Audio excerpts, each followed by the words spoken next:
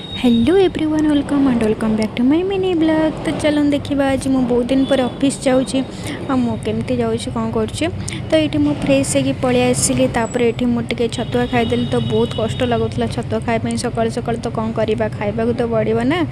तो ये मुझे रेडी हो गली ऑफिस बाहरी जेहेतु बहुत दिन है ऑफ थी 1 मंथ भाया ऑफ थी ऑफिस तो मो घर पलैली तो रूम रे आसिक भी किसी दिन रही जाइली तो मत टोटाली भी इच्छा हो ना ऑफिस जावाई तो कौन करवा कर्ममय जीवन जहाँ भी कम तो करा पड़ो ना।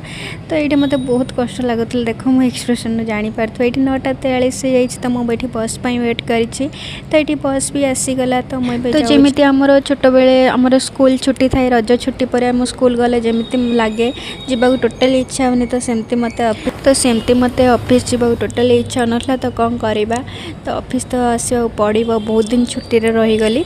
तो ये मुझे ऑफिस पाखे पहुँची जाइए ऑफिस भर जाऊँ मो कम भी मुझे स्टार्ट कर तो आजिका दुनिया रे इंडिपेंडेंट होकर रहा निहाती दरकार। तो जी भी इनकम कर सेटा निजपाई केबे भी किसी तो मुझे कहीपरि। तो ये आमर लंच टाइम हो जाए तो 1:30 मो लंच टाइम लंच सरला ये मुझे 5:45 तलू जाइली चा पीवाई।